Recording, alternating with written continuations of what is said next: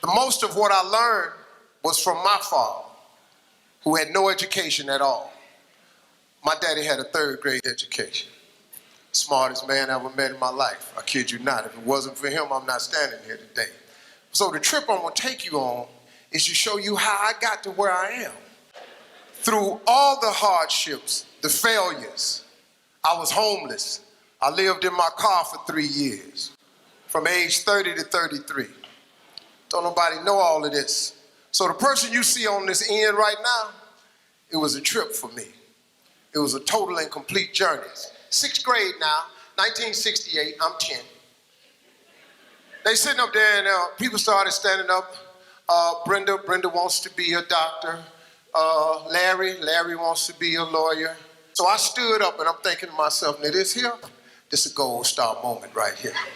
Oh yeah, this is the day I've been waiting on. I'm gonna get recognized for the brilliant cat that I am. And there's no doubt in their mind now who the star student of this school is, because I done put something on my paper that was unbelievable.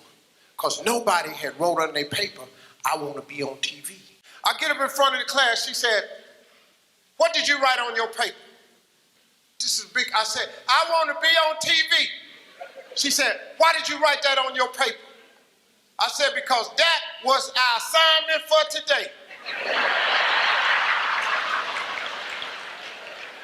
She said, and what made you think you could write such a thing on your paper? I said, okay, obviously, this is not the proper tone to be talking to when you about to give me a gold star. She said, who do you know on TV? I said, nobody.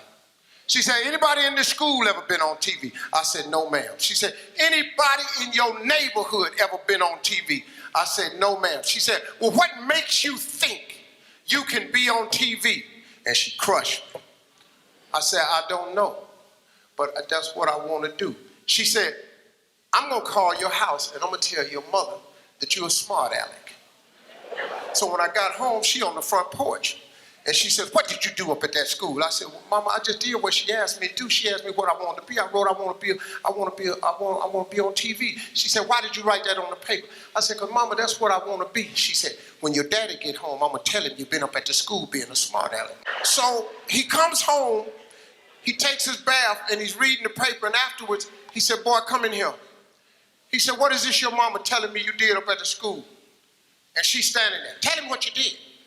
And I said, I wrote on a piece of paper, I want to be on TV. He said, what you do that for? I said, because that's what the teacher asked us, Daddy, what we want to be. She said, and you being up there being smart, he going to put a smart answer, he want to be on TV. My father looked at me and said, well, what's wrong with that? I said, okay. She was going, well, Slick, he got to be more reasonable like the teacher said. He said, well, Bill, that don't make no sense if that's what the boy want to be. She said, he can't do what he want to do. Got to do like the teacher said. He said, boy, go in your rooms. Come in the room a little bit later on. He said, boy, what you write on your paper? I said, I want to be on TV. He said, well, what she want you to put on the paper?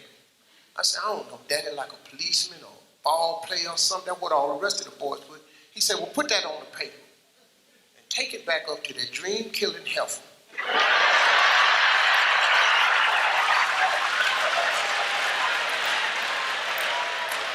So he said, now take that paper and put it in your drawer. He said, every night before you go to bed, read your paper. He said, every morning when you get up and go to school, read your paper. I did it. If you turn on your television set,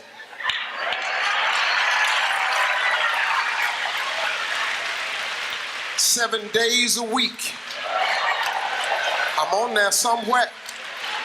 Because that is a principle of success that all successful people know. If it is written, so shall it be. That's the deal. If you don't have what you want in life, just check yourself. Is it written anywhere? Have you wrote it down? Have you claimed it? Have you laid it into faith? Have you willed it into existence? Has it become a law? Did you write it down? If it ain't written down, what you want? Now that teacher that gave me that assignment, just, She passed recently. She was an older woman. I loved her though. Every year, I sent her a flat screen TV.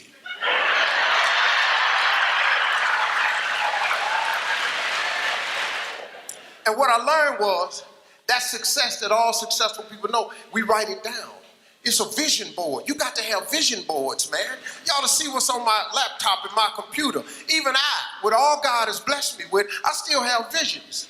A man without a dream or vision shall perish. You've all heard this. I just try to put it in a way where it's real talk. See, writing it down makes it doable. If you go through a school zone doing 35 miles per hour and the police stop you and a truck was blocking the sign that said 20 miles an hour, guess what? You still get the ticket. You know why? Because it's a written law. They put it into law. They wrote it down. The fact that you ain't read it, the fact that you didn't see the sign, tough. It's written. 20. You break the law, 20. You got to write it down. That's an important thing. See, here's a cold thing I learned. You got to fix your mindset. You change that. The moment you change your thought, your attitude determines your altitude. The moment you change your thought is the moment you change your existence.